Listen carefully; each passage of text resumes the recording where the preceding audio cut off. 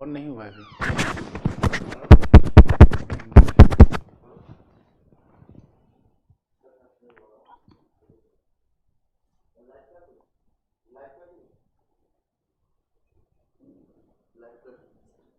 यहाँ तो ऑन हुआ ही नहीं है, यहाँ ग्रीन नहीं है,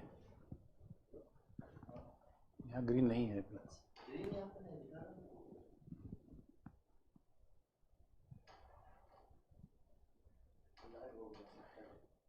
कैसे कैसे हो जाए ग्रीन, तो यहाँ दिखे नहीं रहे यहाँ पे।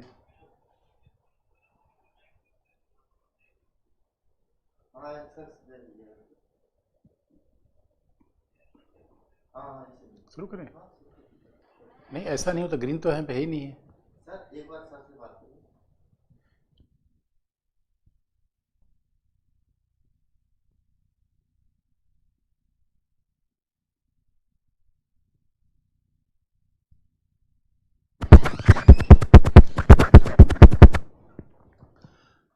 Hello friends, good morning.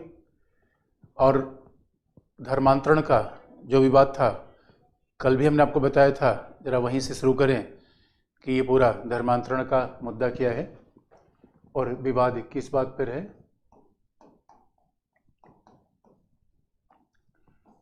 धर्मांतरण, इसका मतलब है एक व्यक्ति को क्या दूसरे धर्म में जाने का अधिकार है या नहीं है। कल मैंने आपको बताया था कि पहले ये उड़ीसा सरकार ने विधि बनाई, उड़ीसा राज्य ने विधि का निर्माण कर दिया कि धर्मांतरण प्रतिबंधित है। इसको चुनौती दी गई उच्चतम न्यायालय में, और 1977 में स्टेनिस्लास वाद में उच्चतम न्यायालय ने इस विवाद को हल किया कि क्या धर्मांतरण का अधिकार ये प्रचार के अधिकार में शामिल है। यानी प्रचार करना और दूसरे को अपनी बात को बताना, दूसरे धर्मावलंबी को अपने धर्म में ला देना, क्या दोनों बात एक ही जैसी है। तो उच्चतम न्यायालय ने स्टेनिस्लास वाद में ये निर्धारित करते हुए कहा कि पहला, धर्म के प्रचार के अधिकार में, धार्मिक प्रचार के अधिकार में धर्मांतरण शामिल नहीं है।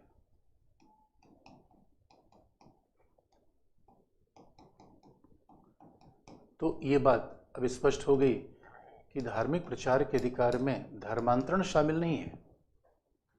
यह फैसला उच्चतम न्यायालय का था।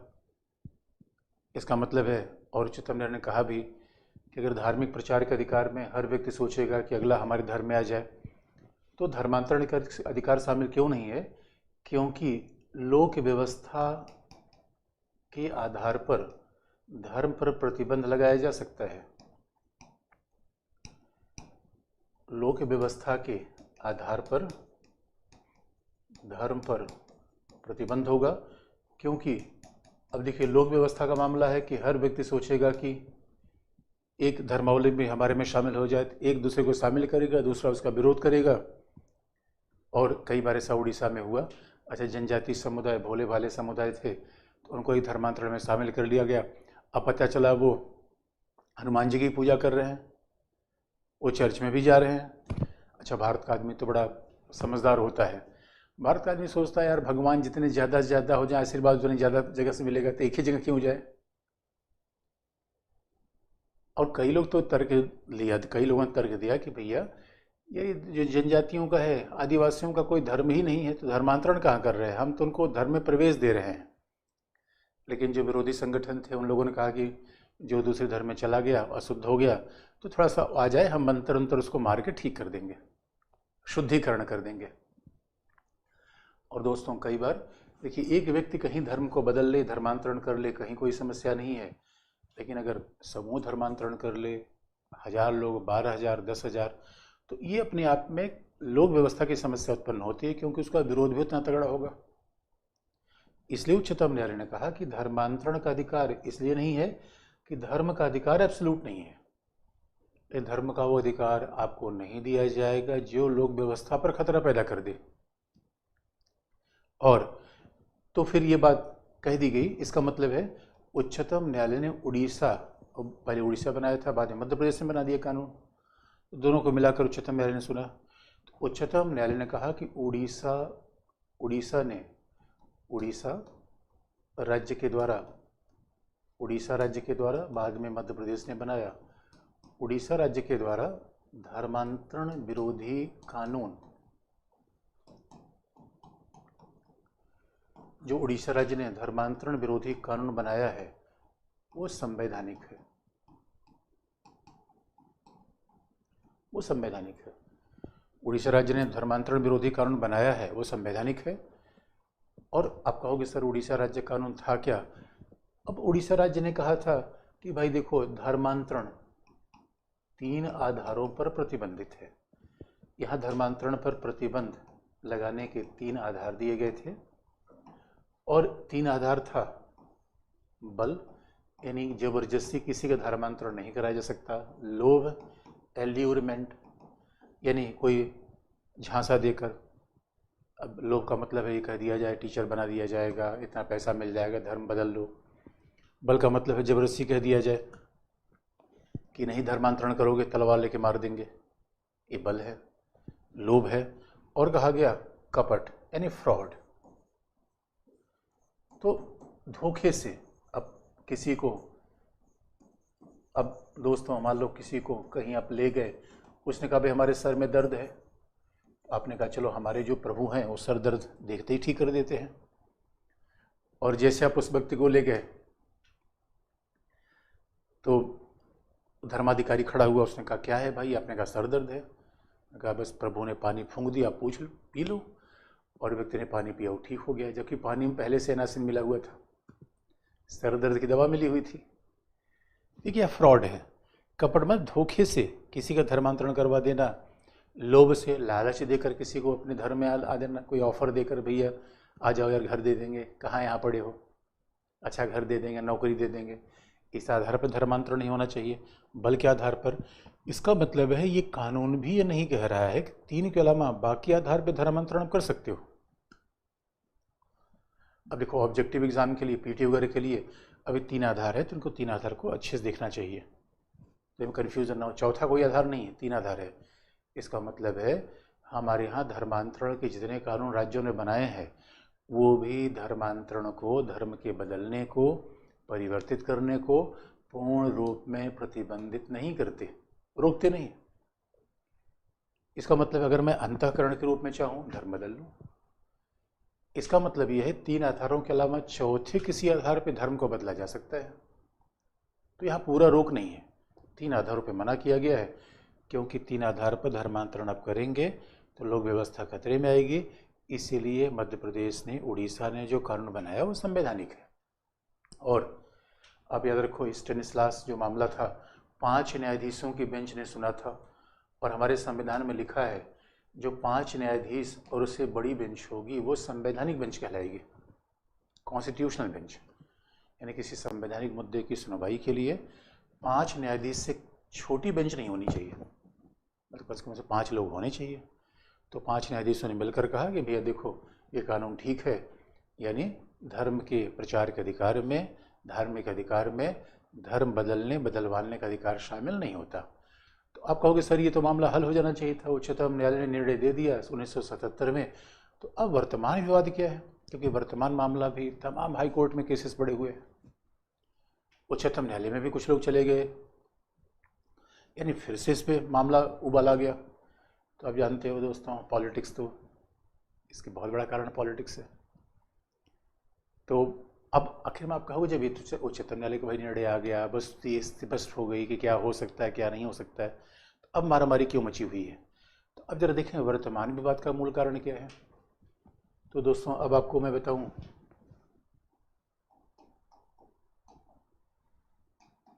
कि वर्तमान विवाद का मूल कारण क्या है। तो वर्तमान विवाद का मूल कारण क्या है दोस्तों? पहले उड़ीसा ने पहले से कानून बना रखा है, बस आपको ध्यान देना है कि आज तक संसद के द्वारा इस पर कोई कानून नहीं बनाया गया है। और एक बार तो केसी त्यागी ये संसद के समक्ष आए थे प्रस्ताव लेकर कि धर्मांतरण को बैन कर दिया जाए, संसद कोई कानून बना ले। बस संसद कानून बना जाएगी तो अलग अलग राज्यों को बनाने की आवश्यकता नहीं होगी, पूरे देश में कानून लग जाएगा। लेकिन संसद ने कोई कानून नहीं बनाया अभी तक। तो उड़ीसा ने बना लिया, फिर मध्य प्रदेश ने बना लिया। उसके बाद हुआ दोस्तों कि उत्तर प्रदेश, अब जानते जब से योगी सरकार आई है उत्तर प्रदेश में, और आपने सुना होगा कि लव जिहाद, कमाल की बात है यार। अरे दोस्तों, दुनिया में लव हो जाए तो जिहाद कहाँ होगा? अरे और दूसरी बात है, लव पर पहरा देने क्या मतलब है यार? कोई किसी से शादी कर रहा है, विवाह कर रहा है, अब ये राज्य बताएगा किससे शादी करें, किससे विवाह करें। अब डीएम साहब से पूछ के हम कहें भैया विवाह करना चाहते हैं, सीएम साहब से पूछें। यहाँ पे याद रखिए, धर्मांतरण के नहीं कानून का प्रॉब्लम आई कि अभी तो कहा था अभी धर्मांतरण का मुद्दा, अब धर्मांतरण के मुद्दे से विवाह भी जुड़ गया। वर्तमान विवाद में बड़ा कारण यही है। इसे जिसे आप लोकप्रिय रूप में कहते हो कि लव जिहाद, तो धर्मांतरण विरोधी कानून है। और अभी तर्क दिया जा रहा है कि अगर कोई विवाह भी कर रहा है और विवाह के बाद धर्मांतरण हो गया तो ये भी अपराध है। और दोस्तों, इन राज्यों ने तो खासकर उत्तर प्रदेश के बाद बहुत राज्यों ने कानून बनाने शुरू कर दिया। अब ये तो ये भी कह रहे हैं कि अगर आप अंतर धार्मिक विवाह करना चाहते हैं तो फिर डीएम साहब को बताइए, एक महीने पहले बता दीजिए। अरे मेरे दोस्तों, अंतर धार्मिक विवाह, आप देखो हिंदुस्तान की हकीकत तो ये है कि अंतर जातीय विवाह छुप चोरी होता है। अभी मोहल्ले में पता चल जाए, लोग लाठी लेके दौड़ा लेंगे, विवाह वो करने वाले भाग जाते हैं। और अंतर धार्मिक विवाह आप करेंगे वो भी डीएम साहब को 2 महीने पहले बता दो, कमाल की बात है यार। और उसके बाद जब विवाह हो तो उसके बाद भी 3 महीने बाद बताओ, उसके बाद भी अगर कोई धर्म परिवर्तन है तो ही बताओ। तो एक कमाल की बात है यार, निजता जैसी कोई चीज़ है कि नहीं है? एक गरिमा में जीवन का अधिकार है कि नहीं है? हमने तो किसने पढ़ा कि कमाल की। इसीलिए आज का जो भी मामला उठ रहा है इसी कारण से उठ रहा है, क्योंकि धर्मांतरण कानून को भी लोग कठोर बनाने लगे, उसमें विवाह का मामला शामिल कर लिया, उसमें तमाम प्रतिबंध, विवाह का मामला प्रतिबंधित कर देना। अरे दुनिया आजकल ग्लोबलाइज है, यकीन मानो दोस्तों। अभी तो मैं एक शादी में गया था जहाँ दूल्हा भारतीय और लड़की ऑस्ट्रेलियाई। अरे आजकल हम ग्लोबलाइजेशन की दुनिया में रह रहे हैं, हर चीज़ कहीं इंग्लैंड कहीं अमेरिका। और ये कौन सी दकियानूसी सोच है कि मैं विवाह करूंगा तो राज्य को बताऊंगा? कमाल की बात है यार, फंडामेंटल राइट है कि नहीं है? अरे ये राज्य का मतलब क्या होता है विवाह से? इसलिए विवाद बढ़ना शुरू हुआ। और आप देखो उत्तर प्रदेश बनाएगा तो उसके बाद, अब बस ये बात याद रखना, बिहार ने अभी तक ऐसा नहीं बनाया है कि वहाँ नीतीश कुमार मुख्यमंत्री हैं, तो बिहार में तो ऐसा नहीं हो पाया, उत्तर प्रदेश ने बना दिया। जब उत्तर प्रदेश को देखा तो इधर उत्तराखंड, यानी बहुत ध्यान देने की बात है, जहाँ जहाँ बीजेपी सरकार फिलहाल इधर सत्ता में आई उन सब जगह पे बन गया। उत्तराखंड बन गया, हिमाचल बन गया, और तब तक दोस्तों उधर गुजरात में भी बन गया। और अगर आप देखेंगे इसका मतलब धर्मांतरण कानून उसके बाद तो कर्नाटका ने बना लिया। तो ये बात ध्यान देखें, जहाँ जहाँ बीजेपी आई वहीं वहीं कानून बन रहा है। ये कर्नाटका बना लिया, उसके बाद फिर हरियाणा ने बना लिया, और नॉर्थ ईस्ट का एक राज्य है अरुणाचल प्रदेश, उसने भी बना लिया। और तमिलनाडु ने पहले बनाया था, फिर बाद में उसने समाप्त कर दिया। इसका मतलब है उड़ीसा ने बना लिया, मध्य प्रदेश, उत्तर प्रदेश, उत्तराखंड, हिमाचल, गुजरात, कर्नाटक और हरियाणा। तो अब जरा देखो इतने राज्यों ने हमारे यहाँ धर्मांतरण विरोधी कानून बना लिया। अब तो प्रतिस्पर्धा हो गई है। हरियाणा कह रहा है कि हम लव जिहाद नहीं होने देंगे, कर्नाटका कह रहा है हम लव जिहाद नहीं होने देंगे। हमने कहा अरे यार, शिक्षा उच्छा सबको दे दो, लोक व्यवस्था बनाए रखो, विकास करो। ये विवाह हुआ के लिए पर्दा कहाँ लगा रहे हो, प्रथा कहाँ लगा रहे हो? इसलिए अगर आपको इसको याद करने का तरीका आपको बताना हो कैसे कैसे हम इसको याद कर लें, तो स्वाभाविक रूप में दोस्तों उत्तर से चलो दक्षिण की तरफ। उत्तर चलोगे तो जब बद्रीनाथ चलोगे तो उत्तराखंड आ जाएगा, उत्तर जाके दक्षिण में जाओ कन्याकुमारी, तमिलनाडु ने ऐसा कोई कानून नहीं बनाया है। फिर पूरब से जाओगे गुजरात आ जाएगा, सोमनाथ, गुजरात में कानून बन चुका है, सोमनाथ में बन चुका है, उत्तराखंड में बन चुका है, और उड़ीसा में तो पहले ही बन चुका है। यानी पूरब में जाओगे तो उड़ीसा, और इधर थोड़ा पश्चिम में गए तो गुजरात, दक्षिण में गए तो कर्नाटका, हिमालय गए तो उत्तराखंड और हिमाचल, और बिल्कुल उधर असम के पास चले गए तो हरियाणा, और दिल्ली के निकट आ गए तो दिल्ली, असम के पास चले गए अरुणाचल, और दिल्ली के निकट आ गए हरियाणा। इन राज्यों ने कानून बना रखा है। और आप याद रखो दोस्तों, इन सब के मामले उच्च न्यायालय में पड़े हुए हैं, सब राज्यों में उच्च न्यायालय में पड़े हुए हैं। इसलिए कहा गया। तो विवाद क्यों हो रहा है? क्योंकि अब भाई 3 आधार पर धर्मांतरण पहले से रुका हुआ था। अभी लोगों ने क्या किया, धर्मांतरण की पॉलिटिक्स होने लगी, अभी कानून कठोर करने लगे। कानून कठोर न करने लगे तो यही दोस्तों फंडामेंटल राइट है, यानी राज्य के किसी कानून के खिलाफ हम न्यायालय में जा सकते हैं। यही तो हमने देखा फंडामेंटल राइट का मतलब क्या होता है। अब राज्य के किसी कानून के खिलाफ जा सकते हैं। अब इसलिए अभी उच्चतम न्यायालय में इस बात पे विचार चल रहा है कि भाई अलग अलग मामले क्यों सुना जा रहा है। क्योंकि अब दोस्तों देखो, अगर अब पता चला 4 हाई कोर्ट में यही मामले आ रहे हैं, धर्मांतरण धर्मांतरण धर्मांतरण, तो उच्चतम न्यायालय की शक्ति है,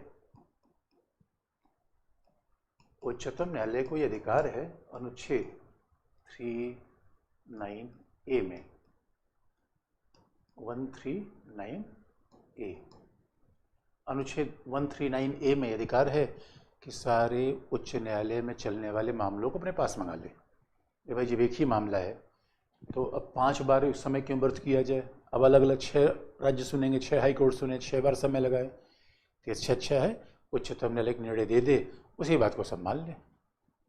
और अभी आप देखोगे मध्य प्रदेश, अभी जनवरी में ही मध्य प्रदेश उच्च न्यायालय ने मध्य प्रदेश सरकार के द्वारा बनाए गए इसी लव जिहाद वाले कानून को, धर्मांतरण के कानून को, इस बात पे उस प्रावधान को रद्द कर दिया है जिसमें कहा गया है कि डीएम साहब को पहले बताओ विवाह से पहले, फिर बाद में बताओ।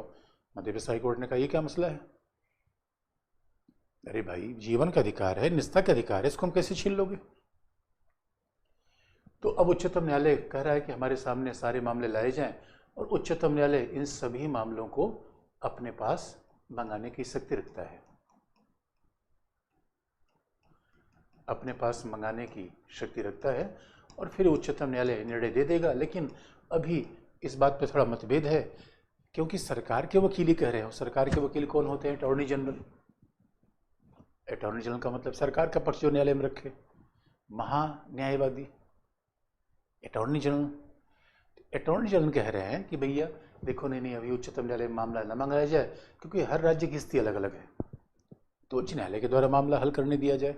इस बात पे मतभेद भी बना हुआ है। तो ये धर्मांतरण से संबंधित मूल विवाद है, और विवाद का मूल कारण हमने पहले बता दिया। इस विवाद का मूल कारण क्या है? धर्मांतरण नहीं, क्योंकि धर्मांतरण से विवाह को जोड़ना, धर्मांतरण से विवाह को जोड़ना, ये विवाद का मूल कारण है। इस कानून का मूल विवाद कहाँ से आ रहा है? क्योंकि धर्मांतरण के पहले प्रशासन को शक्ति देना, धर्मांतरण के मुद्दे पर राज्य को ज़्यादा शक्ति देना। दोस्तों इसलिए कहा जाता है कि जब राज्य ज़्यादा शक्तिशाली होगा तो व्यक्ति के अधिकार सीमित होंगे।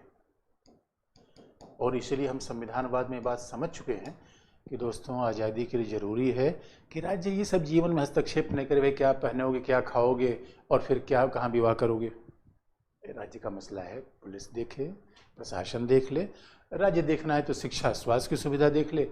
अब विवाह हुआ के मामले में राज्य क्या देखेगा?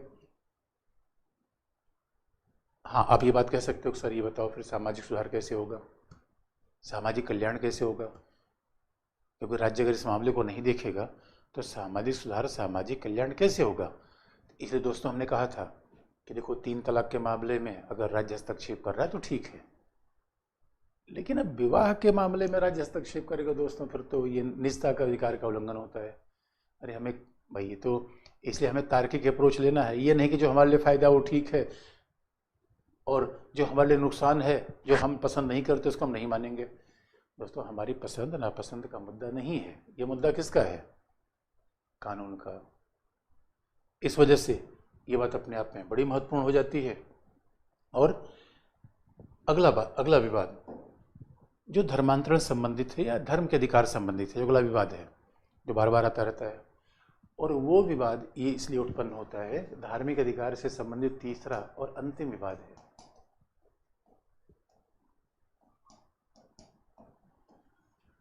धार्मिक अधिकार संबंधित तीसरा अंतिम विवाद है कि अगर भारत पंथ निरपेक्ष राज्य है, तो पंथ निरपेक्ष राज्य का मतलब जो अभी हमने समझा कि राज्य का उपासना पद्धति से अलगाव होगा।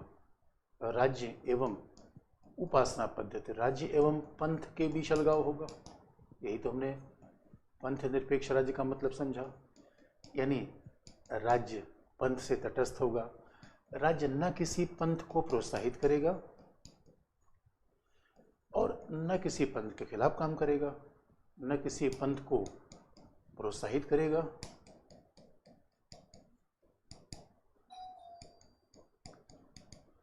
और न किसी पंथ के खिलाफ कार्य करेगा।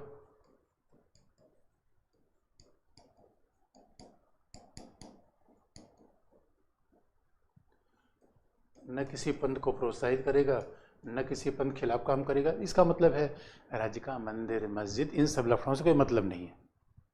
न मंदिर न मस्जिद, भाई राज्य का क्या मतलब है? सबसे मंदिर बनाओ, मस्जिद बनाओ और किसी धर्म के खिलाफ काम करो, इन दोनों अलग अलग चीज़ें हैं। तो राज्य का मूल काम क्या है? शिक्षा देना, स्वास्थ्य देना। पंथ निरपेक्ष राज्य का मूल काम क्या है?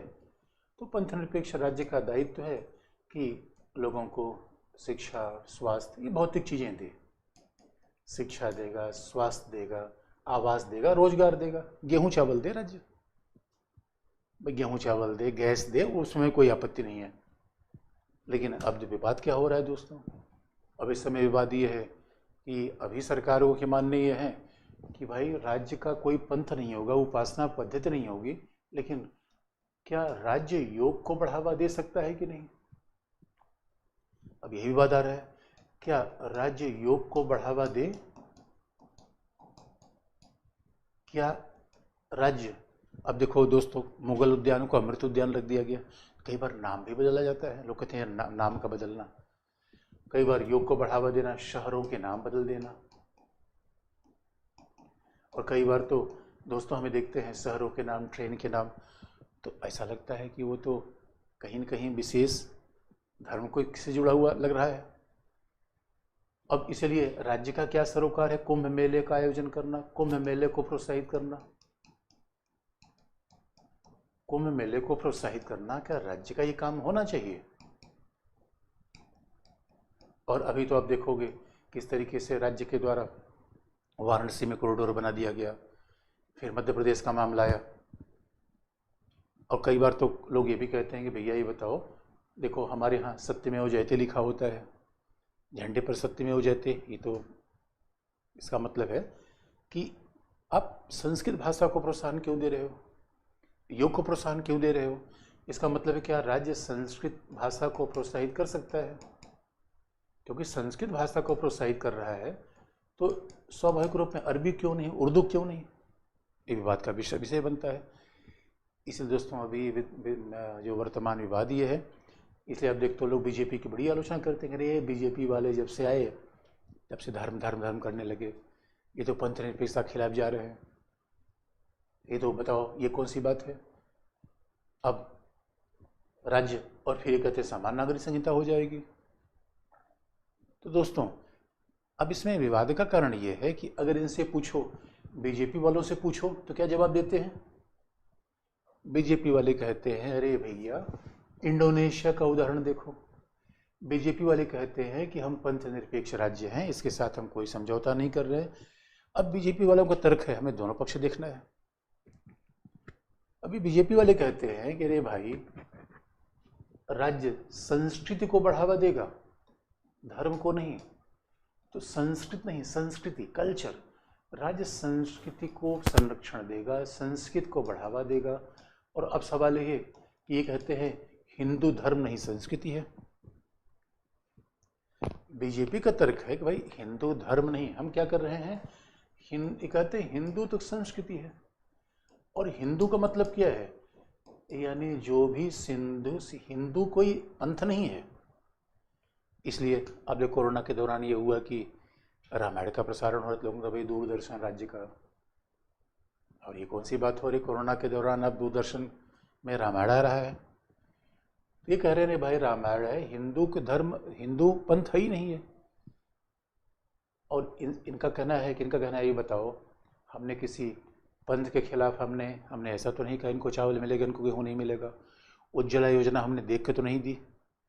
सरकारी नौकरियां तो पंथ के हिसाब से नहीं बढ़ती, सरकारी कार्यक्रमों किसी के साथ भेदभाव नहीं है, लॉ में भेदभाव नहीं है, तो आप ये कैसे कह सकते हो कि राज्य के द्वारा भेदभाव किया जा रहा है, भेदभाव किया जा रहा है? ये बीजेपी के तर्क है। और ये बीजेपी वाले कहते हैं अरे भाई तो इंडोनेशिया को देखो। और दोस्तों यहाँ पे बड़ा इंटरेस्टिंग एग्जाम्पल, इंडोनेशिया। इंडोनेशिया एक ऐसा देश है जहाँ बहुमत लोग इस्लाम को मानते हैं। तो ये बड़ा इंटरेस्टिंग पार्ट है। इंडोनेशिया में 90% आबादी इस्लाम धर्म को मानती है, लेकिन इंडोनेशिया की जो कल्चर है, जो संस्कृति है, वो हिंदू धर्म पर है, क्योंकि वहाँ पहले हिंदू धर्म का बड़ा प्रभाव था। इसलिए इंडोनेशिया की मुद्रा पर गणेश जी हैं। अब जरा सोच के देखिए, अब इंडोनेशिया की मुद्रा पे गणेश जी का हो जाना एक अजीब सी बात है। इस्लामी देश की मुद्रा पर गणेश जी कैसे होंगे?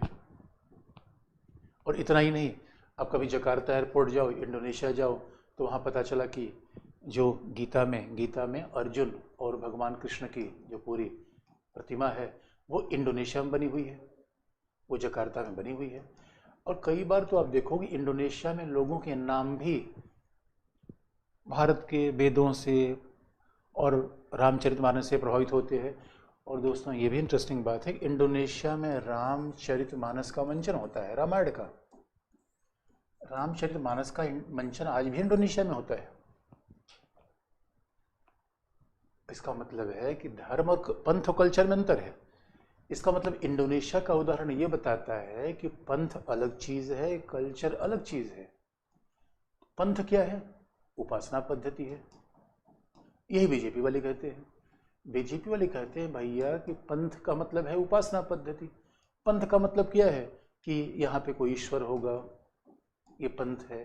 कोई धार्मिक ग्रंथ होगा, ये पंथ है। कोई उपासना स्थल होगा, ये पंथ है। ये कहते हैं कि भाई ये उपासना पद्धति है, कोई ईश्वर है, धार्मिक ग्रंथ है, और फिर कोई मंदिर मस्जिद है, उपासना स्थल है। ये कहते हैं पंथ में ये सब चीज आती है। इसलिए राज्य का लगाव पंथ से होगा या संस्कृति से? मुद्दा तो यही है। ये कहते हैं, बीजेपी का तर्क है कि राज्य का लगाव संस्कृत से नहीं होगा। इसका मतलब है भारत की संस्कृति का आधार वेद है, भारत की संस्कृति का आधार रामायण है, वेद है, पुराण है, ये कल्चर का आधार है। तो फिर आप कहोगे सर मध्यकाल में? तो बीजेपी कहते हैं अरे भाई ये मध्यकाल में मुगलों के द्वारा हमारा कल्चर थोड़ी बना, न अंग्रेजों के द्वारा बना। हमारा कल्चर न मुगलों के द्वारा बना, न अंग्रेजों के द्वारा बना। हमारा कल्चर तो वेदों से है, पुराणों से है। इसलिए ये कहते हैं कि पंथ निरपेक्ष राज्य का मतलब है कि राज्य का पंथ से लगाओ, संस्कृत से नहीं। और राज्य संस्कृत को बढ़ावा देगा, इसे राज्य योग को बढ़ावा देगा। और इनसे पूछा गया भाई हिंदू कौन है? अच्छा दोस्तों, अब इनसे तो पूछा गया, बाबा रामदेव से पूछा गया, बाबा बताओ। मैं सबकी बात सुनो। तो बाबा से पूछा गया, बाबा ये बताओ कि पंथ निरपेक्ष राज्य क्या है? बाबा ने कहा भगवान राम पंथ निरपेक्ष थे। बाबा से कहा गया बाबा कैसी बात करते हो, भगवान राम पंथ निरपेक्ष थे? बाबा ने कहा अरे भाई जब भगवान राम आए तो कोई पंथ था ही नहीं, सबसे पहले पंथ हम ही थे। तो वहां कोई जब पंथ नहीं था तो पंथ निरपेक्ष थे। अजीब सी बात आ गई। तो पंथ निरपेक्षता को लेकर बड़ी मारामारी है। और फिर मोहन भागवत से पूछा गया, आरएसएस के मुखिया, कि भागवत जी ये बताओ कि भारत में हिंदू कौन है? अरे मोहन जी ने कहा अरे भाई हिंदू का मतलब कोई पंथ थोड़े है, यहाँ पे हिंदू का मतलब पंथ नहीं है। अरे हिंदू का मतलब क्या है? कल्चर है। इसका मतलब है ये नाम हमें दिया ईरान से आने वाले लोगों ने, पश्चिम से एशिया। अरे हमारे यहाँ सनातन धर्म है, हिंदू धर्म, हिंदू कोई धर्म थोड़ी है, हिंदू तो कल्चर है। ये हिंदू वो कल्चर है जो सिंधु नदी, एक है हिंदू, और कहा जाता है कि सिंधु से बिगड़ता बिगड़ता नाम हिंदू हो गया। एक तरफ सिंधु नदी, दूसरी तरफ सिंधु सागर। एक सिंधु का मतलब सागर, एक सिंधु का मतलब नदी। इस सागर और नदी के बीच में, यानी अरब सागर और इस सिंधु नदी के बीच में, इस पूरे भूभाग में जो रहता है वो सब हिंदू। इसलिए अब बाबा रामदेव से पूछो, मतलब बाबा ये क्या बता रहे हो? बाबा कहते हैं हाँ भाई सच बात है।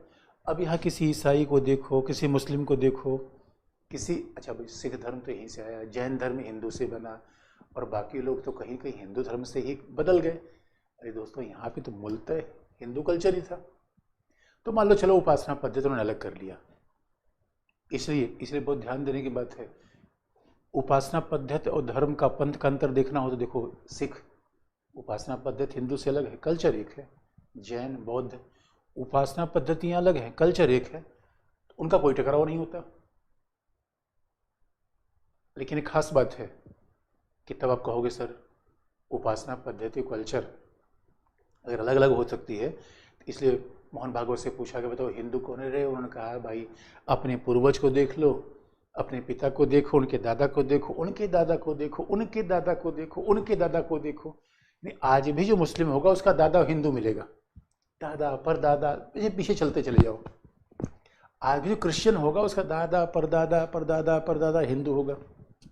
अभी लोग ये कहते हैं, इसका सीधा सा मतलब है, इनका कहना है कि हिंदू कल्चर है, इसे राज्य को इस कल्चर को बढ़ावा देने की आवश्यकता है। लेकिन हमने फिर कहा ये विवाद का विषय है। कई लोग कहते हैं भाई देखो ये बात तो नहीं है, आप तो किसी धर्म से इसको बढ़ावा दे रहे हो, कल्चर और धर्म को हम कैसे अंतर करें। तो दोस्तों ये राजनीति का विषय बन जाता है। इसीलिए बीजेपी वाले कहते हैं कि सांस्कृतिक पंथ निरपेक्षता, तो कल्चर और राज्य पंथ के बीच में, कल्चर और राज्य के बीच में लगाव नहीं होगा। कल्चर राज्य को प्रमोट करेगा, इसी विचार को क्या कहते हैं, सांस्कृतिक पंथ निरपेक्षता, कल्चरल सेकुलरिज्म। इसका मतलब है इंडिया कल्चर को आगे बढ़ाएगा, और इंडिया अभी भी सेकुलर स्टेट है। तो बीजेपी से पूछा था सेकुलर स्टेट है, हाँ बिल्कुल सेकुलर स्टेट है, क्योंकि हम कल्चर को बढ़ा रहे हैं और ये पंथ है ही नहीं, हिंदू पंथ नहीं है, बाकी सब पंथ है। तो हमने फिर कहा कि अच्छा इसको, इनको भी, ये भी, इन्होंने कहा भाई हिंदू पंथ क्यों नहीं बताओ। ये कहते देखो बाकी धर्मावलंबियों में एक ईश्वर है, अरे भाई इस्लाम जाओ, यहूदी जाओ, हर जगह एक ईश्वर है। हिंदू धर्म में, हिंदू पंथ में 33 करोड़ देवी देवता, एक कोई ईश्वर है ही नहीं है, गांव में ब्रह्म बाबा तक है। फिर आप कहोगे सबका धार्मिक ग्रंथ एक है, ईसाई, इस्लाम, कहीं बाइबल है, कहीं कुरान है। अभी हिंदू पंथ में क्या है दोस्तों, हनुमान चालीसा, दुर्गा आरती, रामायण, महाभारत, उसके बाद गीता, पुराण, पता नहीं कितनी चीज़ें हैं, एक कोई है ही नहीं है। उपासना स्थल, अरे भाई कहीं किसी का मंदिर है, किसी का मस्जिद है, किसी का, हमारे यहाँ तो उपासना स्थल क्या, नदी किनारे बैठ जाओ, पेड़ के पीछे बैठ जाओ। और कल्चर क्या है, गंगा को मैया बोल दो, कल्चर है। तो लोग कहते हैं भैया अमेरिका में थोड़े कि मिसिसिपी मैया बोल रहे हैं, अरे गंगा मैया हमारे यहाँ कल्चर है। तो गंगा में नहाना, अभी अब देखो मकर संक्रांति, अब इसका कोई पंथ से सरोकार थोड़ी है, तो हमारा कल्चर है, इसको हम बढ़ावा देंगे। ये है धार्मिक अधिकारों पर होने वाला विवाद। तो दोस्तों अनुच्छेद 25 केवल यहीं तक, धार्मिक अधिकार पर होने वाला विवाद। बाकी निदेशक तत्व में आएंगे, समान नागरिक संहिता भी आपको बता देंगे। अब हम आगे बढ़ते हैं 26, 27 और 28। इसमें बेसिक बड़ी बातें हैं, उसमें बहुत विवाद वगैरह नहीं है। 26, 27, 28 में तो सिंपल बात है। तो अब धार्मिक अधिकार में 26, 27, 28 भी आपको बता दें। तो अनुच्छेद 25 दोस्तों इतना ही। अब जरा देखो,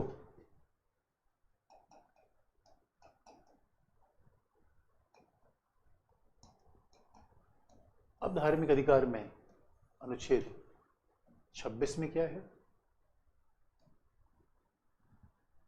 धार्मिक संस्थाओं के, रिलीजियस डिनोमिनेशंस,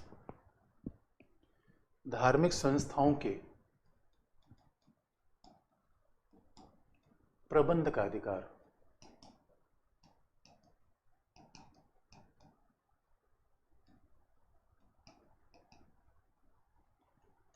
धार्मिक संस्थाओं के प्रबंध का अधिकार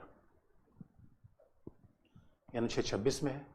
यानी हमारे यहाँ रिलीजियस डिनोमिनेशंस लिखा गया है, यानी धर्म के अंदर भी कई उपसेक्ट हो सकते हैं, आर्य समाज, ये क्या है, religious denominations, Lingayat, religious denomination, Ramakrishna Mission, Anand Margi, यानी एक धर्म, एक पंथ के ही विभिन्न उपसमूह को हम धार्मिक समूह या रिलीजियस डिनोमिनेशंस के रूप में व्यक्त कर सकते हैं। और इन धार्मिक संस्थाओं को अधिकार है कि वे अपनी संस्थाएं धार्मिक या दान कार्यों के लिए, दान कार्यों के लिए स्थापना करें, फिर इन संस्थाओं का वो प्रबंध करें, फिर इनकी चल और अचल संपत्ति भी अर्जित कर सकते हैं, चल और अचल संपत्ति का अर्जन, और फिर उसके बाद जो आएगा इसका विधि के अनुसार प्रशासन। इस संपत्ति का विधि के अनुसार प्रशासन। दोस्तों ये अनुच्छेद 26 में आ रहा अधिकार, धार्मिक संस्थाओं के प्रबंध का अधिकार, अनुच्छेद 26। इसलिए दोस्तों देखो भारत में तमाम धार्मिक संस्थाएं हैं, लेकिन ये भी निरपेक्ष नहीं है, क्योंकि इन पर भी वो प्रतिबंध होगा। लोक व्यवस्था जो अनुच्छेद 25 का एक प्रतिबंध है, लोक व्यवस्था, सदाचार और स्वास्थ्य के अधीन रहते हुए इनको भी अधिकार दिया जाएगा, इसके खिलाफ अधिकार नहीं मिलेगा। लोक व्यवस्था, स्वास्थ्य, सदाचार के अधीन ही अधिकार मिलेगा। इसका मतलब हमारे यहाँ इसलिए देखें तमाम संस्थाएं हैं, धर्म के बारे में हर जगह संस्थाएं हैं, हर आदमी को बनाने का अधिकार है, और इसलिए दिया गया है। धर्म का सकारात्मक पक्ष देखा जाए तो समाज के काम के लिए, समाज की भलाई के लिए बड़ा महत्वपूर्ण हो जाता है। अरे दोस्तों, धर्म से ही तो आदमी नैतिकता सीखता है, सामान्य आदमी धर्म के द्वारा अच्छे काम सीखता है। तो यहाँ धर्म का बड़ा महत्व है। 26 में कहा गया है कि धार्मिक या दान कार्यों के लिए किसी संस्था की स्थापना कर लीजिए। तो अब देखेंगे बड़ी बड़ी संस्थाएं भारत में अच्छी चल रही हैं, जैसे कौन है, आप आर्य समाज है, या रामकृष्ण मिशन है, तो ये तबलीगी जमात है। तो कई ऐसी संस्थाएं हैं जो धार्मिक कामों को बड़ा अच्छा करती हैं। धार्मिक काम का मतलब है समाज की भलाई में लगे हुए हैं, और फिर इनका प्रबंध भी कर सकती हैं। फिर चल अचल संपत्ति, ये बड़ी ध्यान देने की है दोस्तों। हमारे संविधान में संपत्ति का अधिकार केवल 1931 में नहीं है, और 1931 का अधिकार तो चला गया, आगे हम आपको बता देंगे। 31 में आएंगे, अनुच्छेद 31 में आएंगे। और दोस्तों चल अचल संपत्ति का अर्जन कर सकते हैं, लेकिन बात लास्ट में ध्यान रखने की है, इनका प्रशासन विधि के अनुसार होगा, यानी धर्म के अनुसार नहीं, क्योंकि हमारे यहाँ रूल ऑफ लॉ है। तो अब ये नहीं कहेंगे नहीं कुरान में जैसा है वैसा प्रशासन करेंगे, रामायण में जैसा है वैसा नहीं, लॉ के अनुसार प्रशासन किया जाएगा।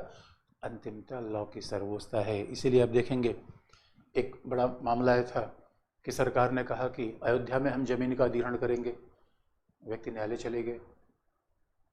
इस्माइल फारूकी का केस आया, तो उसमें यह हुआ कि राज्य को क्या किसी धार्मिक संस्था की संपत्ति अर्जित करने का अधिकार है, क्योंकि यहाँ चल अचल संपत्ति अर्जन करने का अधिकार तो धार्मिक संस्था को है।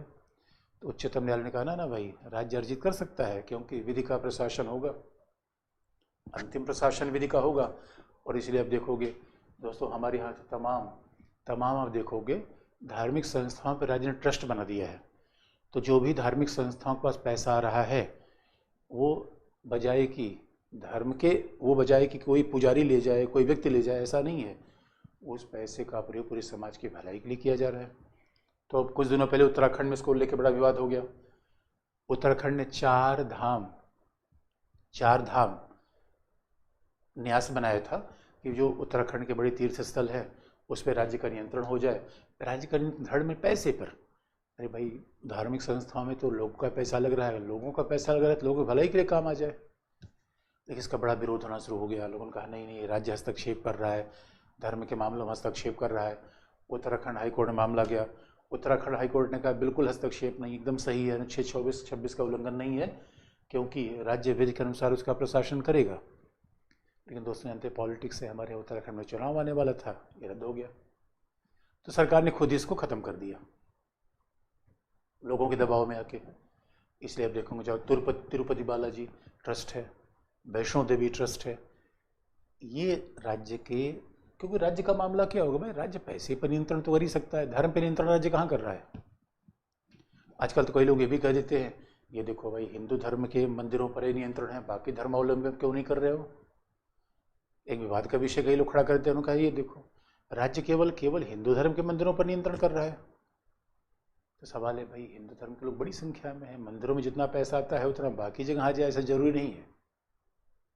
इसलिए अगर इसको देखोगे भाई समाज का पैसा समाज की भलाई के लिए लगना चाहिए। अब दूसरा, फिर अनुच्छेद 27 रखा गया। और दोस्तों अनुच्छेद 27 में इस बात को आप देखिए, हमारे संविधान निर्माताओं ने क्या जबरदस्त संविधान लिखा और हर वो रास्ते बंद कर दिए जिससे राज्य किसी धर्म विशेष को आगे बढ़ाए। दोस्तों अभी बजट आया संसद में, और बजट में आपने देखा होगा कि राज्य प्रस्ताव करता है कि टैक्स लगाएंगे, इसके लिए टैक्स लगाएंगे। कर लगाने का प्रस्ताव बजट में आता है, कर से पैसा नहीं मिलेगा। लेकिन ये भी आपको याद दिला दें, पुराने हिंदुस्तान में जजिया कर बड़ा कुख्यात था, और जजिया कर लगाया गया था इसलिए, जजिया कर बड़ा कुख्यात हुआ, और जजिया कर इसलिए लगाया गया था कि भाई धर्म विशेष के कार्यों पर कर लगा देना, ये तो बड़ा एग्जाम्पल है जहाँ पे राज्य सीधा धर्म विशेष को प्रोत्साहित कर रहा है। जजिया कर का मतलब हिंदू कर देंगे, तो भाई धार्मिक कर लगा देना है तो अपने आप में किसी धर्म को हतोत्साहित करने जैसा है। इस बात को संविधान निर्माताओं ने देखा था। और जरा सोच के देखिए, इसका मतलब हमारे यहाँ किसी का शासन हो जाए तो वो दूसरे धर्मावलंबियों के खिलाफ कर ऐसा नहीं लगा सकता। इसको संविधान निर्माताओं ने 627 से रोक दिया। नहीं, कर आप लगा सकते हैं शिक्षा के लिए, स्वास्थ्य के लिए, सड़क बनाने के लिए, मंदिर बनाने के लिए नहीं, मस्जिद बनाने के लिए नहीं। इसलिए 627 में कहा गया है कि राज्य के द्वारा किसी धर्म विशेष के प्रोत्साहन के लिए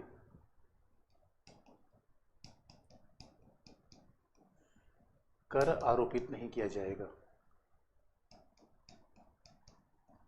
कर आरोपित नहीं किया जाएगा, और न ही किसी धर्म विशेष के प्रोत्साहन के लिए कर आरोपित नहीं किया जाएगा, और न ही इस कर की राशि का प्रयोग, कर के भाग का प्रयोग किसी धर्म विशेष के उत्थान के लिए किया जाएगा।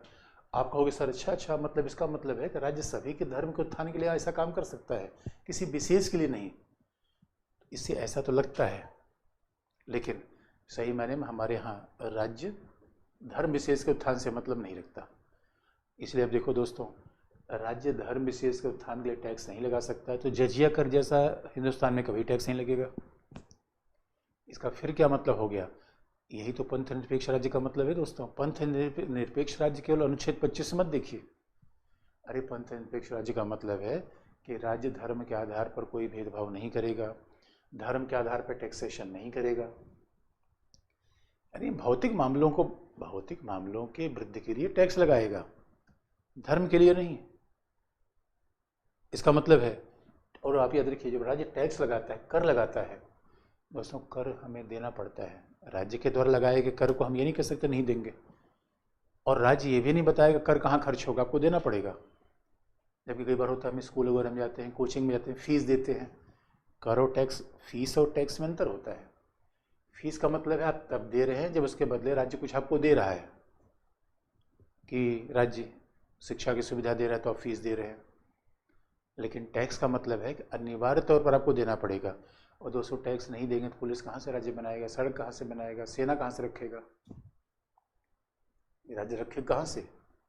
लेकिन जो ध्यान देने की बात है कि ये टैक्स धर्म विशेष के प्रोत्साहन के लिए नहीं लगाया जाएगा। अब जरा देखो, लास्ट में एक और बात लिख दी गई, अनुच्छेद 28। इसलिए हमने कहा कि अनुच्छेद 26, 27, 28 ये संक्षेप की बात है, इसमें कोई बहुत बड़े विवाद नहीं रहे। अब अनुच्छेद 28, विवाद 25 पे ज़्यादा रहता है। देखो अनुच्छेद 28 पे दोस्तों, भारतीय संविधान निर्माताओं ने क्या जबरदस्त काम किया है। इसलिए कई बार धर्म को बढ़ाने के लिए पिछले दरवाजे का प्रयोग हो सकता है। और सच मानो दोस्तों, किसी के विचार को बदलने का सबसे प्रभावी तरीका हो सकता है शैक्षणिक संस्था। इसका मतलब है, याद रखो, यानी हर काम तलवार से होता है जरूरी नहीं है, कई बार हम प्यार से भी कर सकते हैं। और इसलिए कहा भी जाता है, अगर आदमी को नियंत्रित करना हो दोस्तों, चाकू से नहीं होता, वो दिल पे नियंत्रण करो, विचारों पर नियंत्रण करो। और विचारों पर नियंत्रण कैसे होता है, यही तो पॉलिटिक्स है। एक बार दोस्तों मैं पार्क में घूम रहा था, एक महिला बैठी थी वहाँ, और बूढ़ी सी महिला थी, ऐसे ऐसे नाखून रगड़ रही थी। मैंने कहा माता ये क्या कर रही हो, इससे क्या होगा? और 80 साल की महिला ने कहा, बेटा ऐसे ऐसे करने से बाल काले हो जाएंगे। अब बाल काले हो जाएंगे नहीं हो जाएंगे उसका विश्वास था, उसके विचारों पर हमने कहा बाबा ये माता किसने बताया, उनका बाबा ने बताया। मैं बाबा मीन्स बाबा रामदेव। इसलिए अब देखो दोस्तों, एक बार आपका विचारों पर नियंत्रण हो जाए, दिल पर नियंत्रण हो जाए, पूरी दुनिया पे आप ही तो राज करोगे। और विचारों पर नियंत्रण का सबसे तरीका भाई विचार कहाँ से आएगा? शिक्षा से। विचार कहाँ से आएगा? पढ़ने से। तो भारतीय संविधान निर्माताओं ने कहा ना भाई, अगर राज्य हो सकता है कि पिछले दरवाजे से धर्म को आगे बढ़ाना चाहे, उसके लिए क्या है, यानी जरूरी नहीं कि राज्य लॉ बनाए, भाई लॉ तो बना नहीं सकता, मना किया गया है। टैक्स लगा नहीं सकता, मना किया गया है। तो अब फिर धर्म को आगे बढ़ाने का और विकल्प क्या हो सकता है? शैक्षणिक संस्था में पढ़ा दे। तो आप याद रखो दोस्तों, अनुच्छेद 28 की बात देखें, अनुच्छेद 28 की बात देखें तो हमारे यहाँ जो शैक्षणिक संस्थाएं हैं इसमें लिखा गया है, यानी अनुच्छेद 28 में लिखा गया है, राज्य के द्वारा धार्मिक शिक्षा पर प्रतिबंध। हेडिंग यही है, राज्य के द्वारा धार्मिक शिक्षा पर प्रतिबंध। इतनी बात कर दी गई। लेकिन ये अब सवाल है कि धार्मिक शिक्षा पर प्रतिबंध तो शैक्षणिक संस्थाएं कितनी होगी? अब देखो, एक शैक्षणिक संस्थाएं क्या है? दिल्ली विश्वविद्यालय, BHU, JNU, केंद्रीय विश्वविद्यालय। अब ये नहीं, अगर राज्य के द्वारा भाई धार्मिक शिक्षा नहीं दी जाएगी, सवाल है कि धार्मिक शैक्षणिक संस्थाएं या हिंदुस्तान में शैक्षणिक संस्थाएं कौन सी हैं? तो जो ये शैक्षणिक संस्था है इसको कहा जाता है होली मेंटेन्ड बाय स्टेट, राज्य के द्वारा पूर्णतः संचालित। ये शैक्षणिक संस्थाएं क्या है? होली मेंटेन्ड बाय स्टेट हैं। ये शैक्षणिक संस्थाएं राज्य के द्वारा पूर्णतः संचालित हैं। ये राज्य के द्वारा पूर्णतः संचालित है। इसमें किसी प्रकार की धार्मिक शिक्षा नहीं दी जाएगी। बात ध्यान रखने की है। बात को थोड़ा और ऐसे कर दें कि अनुच्छेद 28 में कौन सी शैक्षणिक संस्था है? पहले राज्य के द्वारा पूर्णतः संचालित, होली मेंटेन्ड बाय स्टेट।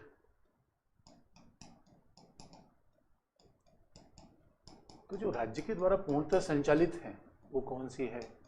इसमें केंद्रीय विद्यालय, दिल्ली विश्वविद्यालय, नवोदय विद्यालय, BHU, ये क्या है? होली मेंटेन बाय स्टेट है। इसमें किसी प्रकार की धार्मिक शिक्षा नहीं दी जा सकती। इसका मतलब है भाई अगर धार्मिक शिक्षा देना है, धार्मिक शिक्षा नहीं दी जा सकती। यानी शिक्षा किसकी दी जाएगी? अरे इंजीनियरिंग की शिक्षा दो। राज्य का काम क्या है? भौतिक विषयों की शिक्षा देना है, धर्म की शिक्षा देना। आप कहोगे सर यही तो पंथनिरपेक्ष राज्य का मतलब है। राज्य क्या पढ़ाए? इंजीनियरिंग पढ़ाए, मेडिकल साइंस पढ़ाए। अब राज्य क्या मतलब है कि रामायण महाभारत इन सब से। इसलिए कह दिया गया होली मेंटेन बाय स्टेट, राज्य के द्वारा पूर्णतः संचालित है। इसका मतलब उसमें राज्य का पैसा है, राज्य कर्मचारी हैं, सब कुछ राज्य के नियंत्रण में है। वहाँ किसी प्रकार की धार्मिक शिक्षा नहीं दी जाएगी। लेकिन अब सवाल है कि मान लो जो कई विश्वविद्यालयों में बौद्ध अध्ययन केंद्र चलता है, पंजाब विश्वविद्यालय में गुरु नानक देव जी की पाठ को पढ़ाया जाता है। इसका एक अपवाद है। अगर अकादमिक उद्देश्य के लिए, अब देखो हमारे यहाँ जो विश्वविद्यालय में बौद्ध अध्ययन केंद्र है उसमें तमाम थाईलैंड के, वियतनाम के लोग आते हैं। यानी राज्य धार्मिक शिक्षा नहीं देगा किसी धर्म को बढ़ाने के लिए, धर्म को प्रोत्साहित करने के लिए, धर्मांतरण के लिए, लेकिन राज्य धार्मिक शिक्षा दे सकता है अकादमिक उद्देश्य के लिए। अभी अनुसंधान करना है, रिसर्च करना है, धार्मिक शिक्षा, वो प्रतिबंध नहीं है, ये न्यायालय ने बताया। लेकिन 28 में तो अनुच्छेद यही बात लिखी है। इसका मतलब है अकादमिक अनुसंधान के लिए, रिसर्च के लिए, अकादमिक अनुसंधान के लिए, रिसर्च के लिए किसी विद्यालय में धार्मिक अध्ययन केंद्र खोला जा सकता है, जैसा कि बौद्ध अध्ययन केंद्र भारत में बने हुए हैं, जिसके द्वारा हम कम से कम विदेशों में छात्रों को आकर्षित करते हैं, यहाँ उनको अनुसंधान करवाते हैं। यानी उसका उद्देश्य ये नहीं किसी धर्म को आगे बढ़ावा दिया जाए, बल्कि धर्म में क्या बातें हैं, कैसी उसके रिलेशन है, क्या नैतिकता है, वो सब बढ़ावा दिया जाए, तो हम पढ़ा सकते हैं। दूसरी बात हो गई दोस्तों याद रखो, पंथ निरपेक्ष राज्य का मतलब क्या है? राज्य शिक्षा नहीं देगा, लेकिन व्यक्ति तो शिक्षा ले ही सकता है। अगर व्यक्ति चाहे तो व्यक्ति को तो आप मना नहीं कर सकते। इसलिए शैक्षणिक संस्थाओं को भी कहा गया है कि दूसरी शैक्षणिक संस्थाएं वो हैं जो ट्रस्ट के द्वारा स्थापित हैं, जो राज्य के द्वारा पूर्णतः संचालित नहीं है। दूसरी शैक्षणिक संस्थाएं वो है जो ट्रस्ट द्वारा स्थापित हैं। अब देखो हमारे बहुत सारी संस्थाएं ट्रस्ट द्वारा चलती हैं, और कई तो इसे निजी ट्रस्ट हैं, व्यापारियों ने ट्रस्ट बना दिया या किसी दानदाता ने ट्रस्ट बना दिया। तो जैसे कि कई बार ऐसी से DAB ट्रस्ट की शैक्षणिक संस्था है। तो ट्रस्ट के द्वारा अगर कोई शैक्षणिक संस्था चल रही है तो भाई उसमें धार्मिक शिक्षा दी जा सकती है। ईसाइयों के अपने ट्रस्ट हैं, बौद्ध के अपने ट्रस्ट हैं, सिख के अपने खालसा कॉलेज। इसका मतलब है, ट्रस्ट का मतलब होता है, हमारे यहाँ सोसाइटी रजिस्ट्रेशन एक्ट का एक प्रावधान है जिसके हिसाब से 5-6 लोग मिलकर एक समूह बना ले और किसी भलाई के लिए कोई भी काम, शिक्षा, स्वास्थ्य, कोई भी काम कर सकते हैं, इसलिए दान ले सकते हैं। तो ट्रस्ट के द्वारा स्थापित शैक्षणिक संस्था, जैसे हमने बताया DAB शैक्षणिक संस्था में धार्मिक शिक्षा दी जा सकती है। यहाँ कोई रिस्ट्रिक्शन नहीं है, क्योंकि अब शैक्षणिक संस्था ही ट्रस्ट के द्वारा है। तो ट्रस्ट को, अब जैसे पतंजलि शैक्षणिक संस्थान, अब पतंजलि में धार्मिक शिक्षा दी जा सकती है क्योंकि पतंजलि एक ट्रस्ट के द्वारा स्थापित शैक्षणिक संस्था है। यहाँ कोई समस्या नहीं है। DAB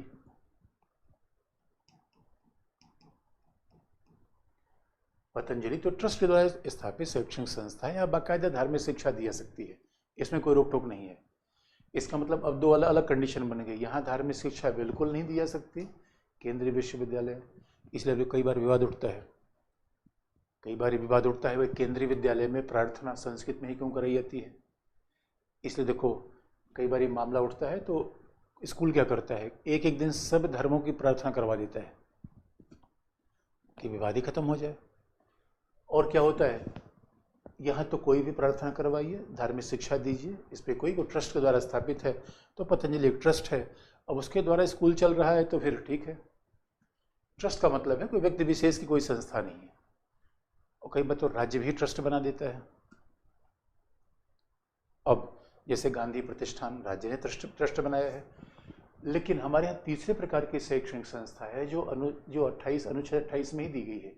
ये पहले प्रकार की, दूसरे प्रकार, तीसरे प्रकार की। वे शैक्षणिक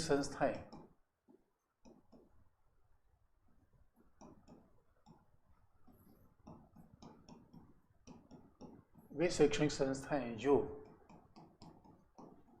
राज्य द्वारा मान्यता प्राप्त है, रिकॉग्नाइज्ड बाय स्टेट।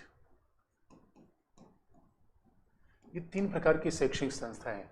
अब दोस्तों आप याद रखो, जो शैक्षणिक संस्था राज्य खुद ही बनाता है, खुद ही स्थापित कर रहा है, खुद ही लोगों को भर्ती कर रहा है, तो वहाँ रिकॉग्निशन का मतलब नहीं है। लेकिन कई बार जो प्राइवेट रिकॉग्निशन की आवश्यकता किसको बनती है? जो शैक्षणिक संस्था किसी व्यक्ति ने बनाई।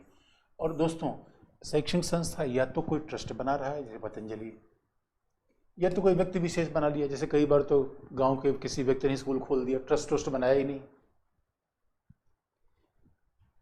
व्यक्ति विशेष ने स्कूल खोल दिया। तो भाई यही तो 3 प्रकार की शैक्षणिक संस्था होगी। तो रिकॉग्निशन का मतलब होता है कि पहचान, कौन मान्यता देगा?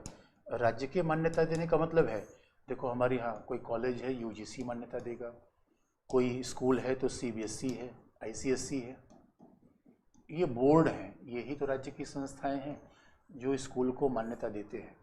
इसे देखोगे दोस्तों, हमारे यहाँ कई लोग स्कूल खोल लेते हैं। अच्छा, मान्यता देने में तो बाकायदा ध्यान रखा जाता है, क्या स्कूल के पास ज़मीन कितनी है, कैंपस कितना है, भाई स्कूल खोलने का नॉर्म्स तो है।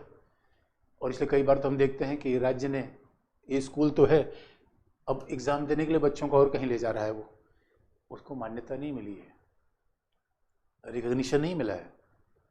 इसका मतलब है कि आप वहाँ से फिर सर्टिफिकेट बच्चों को नहीं दे सकते, एग्ज़ाम नहीं करवा सकते। कई बार ऐसा लफड़ा होता है। तो भारत में तो आप देखो थोड़ा रेगुलेशन दोस्तों कम है, इसलिए स्कूल वगैरह बिल्कुल कुकुर मुत्ते जैसे खुल गए।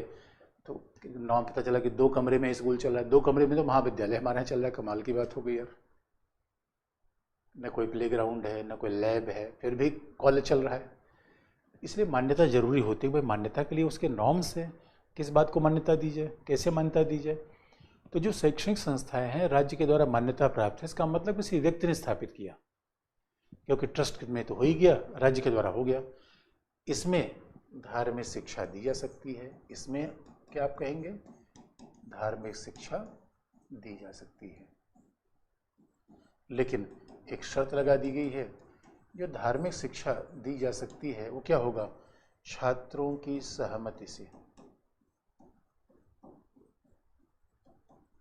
यहाँ छात्रों से पूछा जाएगा, इसका मतलब है बच्चों की मर्जी है, वो प्रार्थना में आए ना आए, छात्रों की सहमति ली जाएगी। और छात्र अगर 18 वर्ष से कम उम्र का है, छात्र अगर अल्पवयस्क है,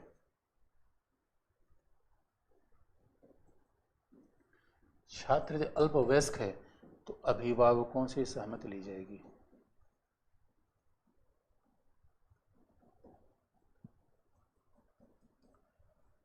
छात्र अगर अल्पवयस्क है तो अभिभावकों से पूछा जाएगा। 18 वर्ष के नीचे का छात्र है, अभिभावकों से पूछा जाए कि भाई उसको धार्मिक शिक्षा में शामिल किया जाए ना किया जाए। अब जरा सोच के देखो, इतनी बारीक बातें हमारे संविधान माता ध्यान में रखते थे। और व्यवहारिक मुद्दा तो ये है कि अब कौन है जो पेरेंट्स से ये सब जानता है, वकील के अलावा कोई जानता नहीं, सब संविधान हमारे लोग जानते ही नहीं। अच्छा, कोई जो संविधान जानता भी है, हकीकत की बात है कि आप देखेंगे बड़ी सारी जो स्कूल है, मान लो कोई मिशनरी स्कूल है, ईसाइयों ने खोला है, अपनी ही धार्मिक शिक्षा देते हैं, और कहाँ किसी पेरेंट्स से पूछते हैं, ना पेरेंट्स से पूछते हैं ना बच्चों से पूछते हैं।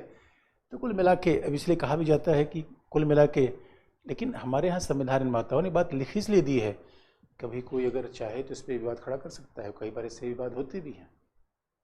तो दोस्तों, ये हमारे फंडामेंटल राइट है धार्मिक अधिकार के। इसका मतलब धार्मिक अधिकार के फंडामेंटल राइट जब भी आप देखेंगे 25 से 28 तक, एक बात आपको दिखेगी कि वो है सेकुलर स्टेट। अब सेकुलर स्टेट धर्म का विरोधी तो होता नहीं, इसलिए धार्मिक शिक्षा का अधिकार क्यों दिया गया भाई, राज्य धार्मिक शिक्षा नहीं देगा। अरे व्यक्ति तो धार्मिक शिक्षा दे सकता है, व्यक्ति के धार्मिक शिक्षा देने पर कोई रिस्ट्रिक्शन थोड़े है, राज्य धार्मिक शिक्षा नहीं देगा। इसलिए बीच बीच कंडीशन हर जगह है। और ये हमारे धार्मिक अधिकार है, जरा सोच के देखिए कितने बड़े धार्मिक अधिकार इस देश में दे रखे गए हैं। लेकिन अगर आप पूछोगे सर ये बताओ धार्मिक अधिकार और जीवन का अधिकार टकरा जाए तो क्या होगा। अब देखो दोस्तों, एक तरफ अनुच्छेद 21 है,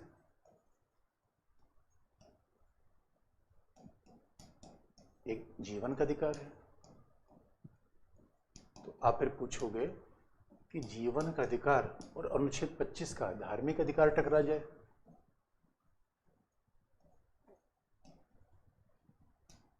तो हम किसको प्राथमिकता देंगे। हकीकत की बात है कि जीवन के अधिकार को प्राथमिकता पहले दी जाएगी।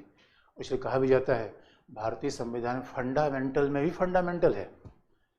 अगर आप भारतीय संविधान में देखोगे कि जो मूल अधिकारों में भी सबसे मूल है, भाई मूल अधिकार तो कई है, जो सबसे मूल है दोस्तों 14, 19, 21, 32। इसलिए क्वेश्चन पेपर अब देखोगे तो बार बार सवाल यहाँ से ज़्यादा पूछा जाता है। इसलिए दोस्तों, जैसे हमारे शरीर में सारे अंग एक जैसे महत्वपूर्ण नहीं है, कुछ अंग ज़्यादा महत्वपूर्ण है, लीवर है, दिल है, वैसे फंडामेंटल में भी ज़्यादा फंडामेंटल है। इसलिए 21, जिसका मतलब है जीवन का अधिकार ज़्यादा महत्वपूर्ण है। तो अगर मान लो कोई हमारे धार्मिक अधिकार के नाम पर कोई संथारा करना चाहे, संथारा जैन धर्म की एक प्रथा है जिसमें व्यक्ति बिना जल के बिना पानी के तपस्या करता है। तो मान लो जल पानी के बिना कोई तपस्या कर रहा है, उसका जीवन चला जाए तो बड़ा गड़बड़ है। इसलिए आपने देखा होगा कोरोना के समय जीवन के अधिकारों को मान्यता दी गई। कोविड-19 में इसका तो बड़ा एग्जाम्पल है कि कोविड-19 के समय जीवन के अधिकारों को प्राथमिकता दी गई, इसलिए मंदिर मस्जिद को बंद किया गया। ये बात आपको ध्यान रखने की दोस्तों, जब भी कभी धार्मिक अधिकार और जीवन का अधिकार टकरा हुआ जाए तो भी जान है तो जहान है, जान है तो जहान है। इसी वजह से हमारे यहाँ बात उच्चतम न्यायालय में कई बार मामले आते रहते हैं। और आजकल तो आप जानते हैं जीवन का अधिकार में आज़ादी का अधिकार, 19 का अधिकार अपने आप आ जाता है, 19 का अधिकार अपने आप आ जाएगा। तो दोस्तों, ये है धार्मिक अधिकार। अब कल हम आपको बताएंगे सांस्कृतिक अधिकार क्या है, 29-30। धीरे धीरे हम फंडामेंटल राइट को खात्मे की तरफ आगे बढ़ रहे हैं। आज के लिए इतना ही, धन्यवाद।